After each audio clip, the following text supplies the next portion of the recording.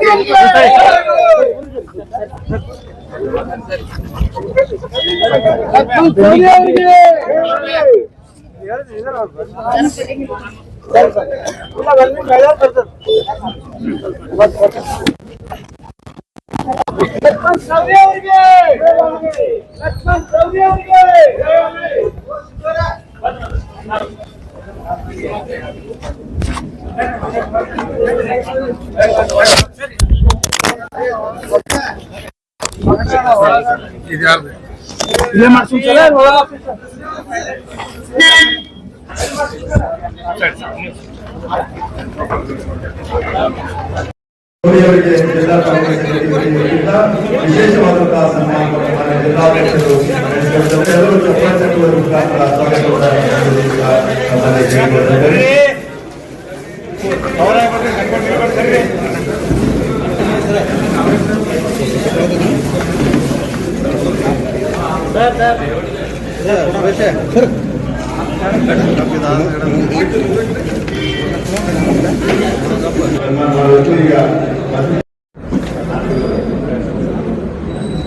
ಬಿಜಾಪುರ ಜಿಲ್ಲಾ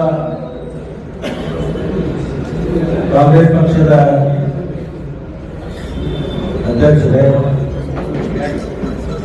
ಉಪಾಧ್ಯಕ್ಷರೇ, ವಿವಿಧ ಘಟಕಗಳ ಪದಾಧಿಕಾರಿಗಳೇ, ಮಾಜಿ ಶಾಸಕರಾಗಿರ್ತಕ್ಕಂಥ ರಣಪುರವರೇ, ಇಲ್ಲಿ ಸೇರಿರ್ತಕ್ಕಂಥ ಎಲ್ಲ ಪಕ್ಷದ ಮುಖಂಡರೇ, ಮಾಧ್ಯಮದ ಎಲ್ಲ ನನ್ನ ಗೆಳೆಯರೇ, ಇವತ್ತು ಬೆಳಗ್ಗೆ ನಾನು ಅಲ್ಲಿಂದ ಮಕ್ಕಳಿಂದಲೂ ಒಂದು ರಾಜಕೀಯ ಕಾರ್ಯಕ್ರಮದಲ್ಲಿ ಭಾಗಿಯಾಗಿ ಮಧ್ಯದಲ್ಲಿ ಚಿಕ್ಕಂಗಿ ಕ್ರಾಸ್ನಲ್ಲಿ ನೀರಾವರಿಗಾಗಿ ಹೋರಾಟಗಾರರಿಗೆ ಭೇಟಿಯಾಗಿ ತದನಂತರ ಸಿಟಿಗೆ ಕಳೆದಕ್ಕಂಥ ಸಂದರ್ಭದಲ್ಲಿ ನಮ್ಮ ಅಧ್ಯಕ್ಷರಿಗೆ ನಾವು ಹೇಳ್ಕೊಂಡಿದ್ವಿ. ಹೋಗುವ ಮಧ್ಯದಲ್ಲಿ ನಾನು ಪಕ್ಷದ ಕಾರ್ಯಾಲಯಕ್ಕೆ ಬರ್ತೀನಿ, ಅಲ್ಲಿ ನಮ್ಮ ಪಕ್ಷದ ಎಲ್ಲ ಮುಖಂಡರಿಗೆ ಭೇಟಿಯಾಗಿ ಮಾಧ್ಯಮದವರಿಗೂ ಕೂಡ ಭೇಟಿಯಾಗಿ ನಾನು ಮುಂದೆ ತೆರಳುತ್ತೀನಿ ಅಂತಕ್ಕಂಥ ವಿಷಯವನ್ನು ಹೇಳಿದಾಗ ಅವರು ಅತ್ಯಂತ ಪ್ರೀತಿಯಿಂದ ಎಲ್ಲ ಘಟಕದ ಅಧ್ಯಕ್ಷರನ್ನ, ಪಕ್ಷದ ಪ್ರಮುಖರನ್ನ, ಕಾರ್ಯಕರ್ತರನ್ನ ಕಚೇರಿಗೆ ಕರೆಸಿಕೊಂಡು ಇವತ್ತು ಕಚೇರಿಯಲ್ಲಿ ನಿಮ್ಮ ಉದ್ದೇಶಿಸಿ ಮಾತನಾಡಲಿಕ್ಕೆ ಅವಕಾಶವನ್ನು ಮಾಡಿರ್ತಕ್ಕಂಥ ಪಕ್ಷದ ಎಲ್ಲ ವರಿಷ್ಠರಿಗೆ ಅಭಿನಂದನೆಗಳನ್ನು ಈ ಸಂದರ್ಭದಲ್ಲಿ ನಾನು ಮೊದಲನೇ ಬಾರಿಗೆ ಕಾಂಗ್ರೆಸ್ ಪಕ್ಷವನ್ನ ಸೇರಿ ಅಥಣಿ ಕ್ಷೇತ್ರದ ಜನ ನನ್ನನ್ನು ಅಭೂತಪೂರ್ವವಾಗಿ ಗೆಲ್ಲಿಸಿ ಕಾಂಗ್ರೆಸ್ ಪಕ್ಷದಲ್ಲಿ ಶಾಸಕನಾಗಿ ಮಾಡಿದ ಮೇಲೆ ನಮ್ಮ ರಾಷ್ಟ್ರೀಯ ಅಧ್ಯಕ್ಷರಾಗಿರ್ತಕ್ಕಂಥ ಸನ್ಮಾನ್ಯ ಖರ್ಗೆಜಿ ಅವರು, ಸೋನಿಯಾಜಿ ಅವರು, ರಾಹುಲ್ ಗಾಂಧೀಜಿ ಅವರು ಮತ್ತು ಪ್ರಿಯಾಂಕಾ ವಾದ್ರಾಜಿ ಅವರು ಮತ್ತು ನಮ್ಮ ರಾಜ್ಯದ ಉಸ್ತುವಾರಿಗಳಾಗಿರ್ತಕ್ಕಂಥ ಸುರ್ಜೇವಾಲ ಅವರು, ವೇಣುಗೋಪಾಲ್ ಅವರು ಮತ್ತು ರಾಜ್ಯದ ಮುಖ್ಯಮಂತ್ರಿ ಮತ್ತು ಹಿಂದಿನ ಮುಖ್ಯಮಂತ್ರಿಗಳು, ಪಕ್ಷದ ಅಧ್ಯಕ್ಷರು ಒಟ್ಟಿಗೆ ಸೇರಿಕೊಂಡು ಸರ್ವಾನುಮತದಿಂದ ಲಕ್ಷ್ಮಣ ಸವದಿಗೆ ಒಂದು ಜವಾಬ್ದಾರಿಯನ್ನು ಕೊಡಬೇಕು ಅದರಲ್ಲಿ ವಿಶೇಷವಾಗಿ ಸಹಕಾರಿ ಕ್ಷೇತ್ರದಲ್ಲಿ ಅವರು ಕಾರ್ಯವನ್ನು ನಿರ್ವಹಿಸಿರ್ತಕ್ಕಂಥದ್ದನ್ನು ಗಮನದಲ್ಲಿಟ್ಟುಕೊಂಡು ಸಹಕಾರಿ ಸಚಿವನಾಗಿ ಮಾಡಿ ಮೊದಲನೇ ಬಾರಿಗೆ ನಾನು ಬಿಜಾಪುರಕ್ಕೆ ಬಂದಂಥ ಸಂದರ್ಭದಲ್ಲಿ ನಿಮ್ಮನ್ನೆಲ್ಲ ಭೇಟಿಯಾಗುವಂಥ ಒಂದು ಅವಕಾಶ ಸಿಕ್ಕಿರ್ತಕ್ಕಂಥದ್ದಕ್ಕೆ ನಾನು ತುಂಬ ಹೃದಯದ ಅಭಿನಂದನೆಗಳನ್ನು ಮತ್ತೊಮ್ಮೆ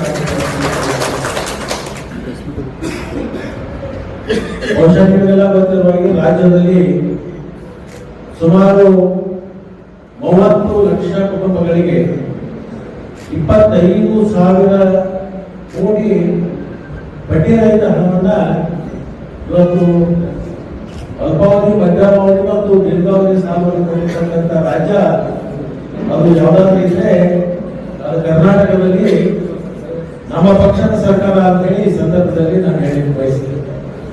ಇದರಿಂದ ರೈತಾಪಿ ವರ್ಗಕ್ಕೆ ಬಡ್ಡಿ ರಹಿತ ಸಾಲವನ್ನು ಪಡೆದುಕೊಂಡು ಸ್ವಾವಲಂಬಿ ಬದುಕನ್ನ ಕಟ್ಟುವಂತ ಒಂದು ಅವಕಾಶ ಇವತ್ತು ನಡ್ಕೊಂಡು ಬಂದಿರತಕ್ಕಂಥದ್ದು ಬಹುಶಃ ತಮಗೆಲ್ಲ ಗೊತ್ತಿದೆ.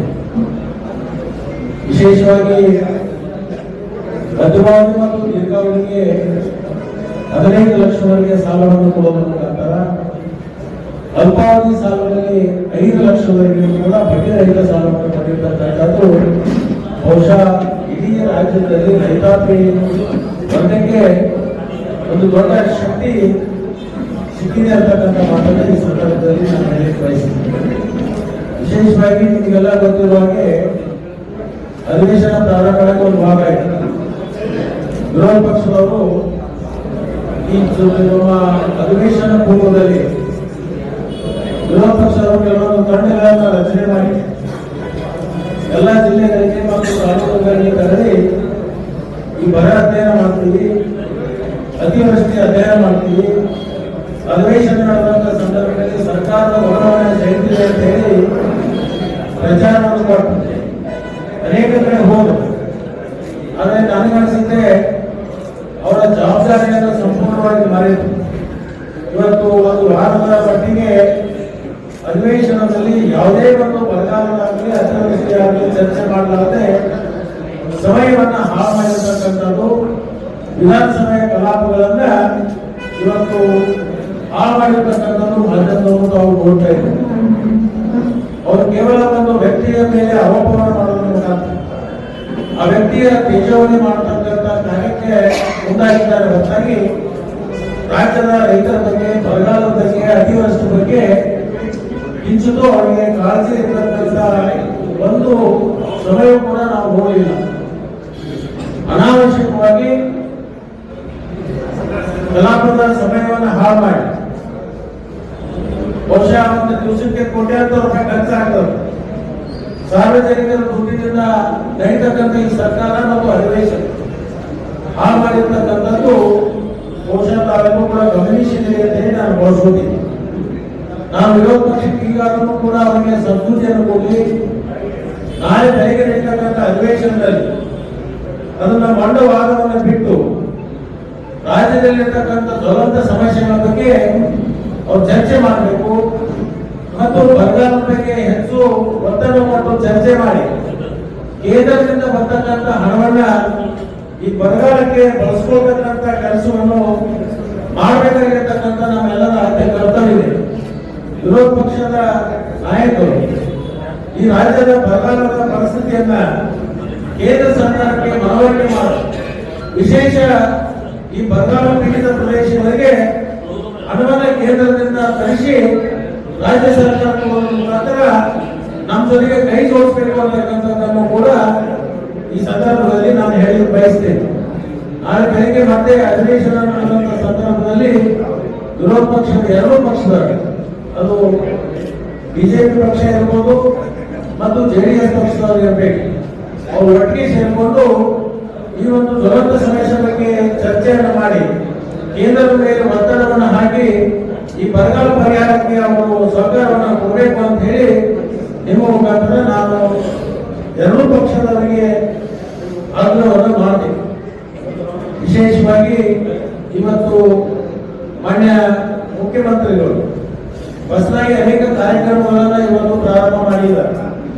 ಇವತ್ತು ಸರ್ಕಾರದ ಮೇಲೆ ಜನರ ಬಾಗಿಲಿಗೆ ಹೋಗಬೇಕು, ಜನರ ಸಮಸ್ಯೆಗಳನ್ನ ಅವ್ರ ಮನೆ ಬಾಗಿಲಿಗೆ ಹೋಗಿ ಅದನ್ನ ನಿವಾರಣೆ ಮಾಡತಕ್ಕಂತ ಒಂದು ಕಾರ್ಯಕ್ರಮವನ್ನ ಇವತ್ತು ಮಾಡಿದ್ದಾರೆ.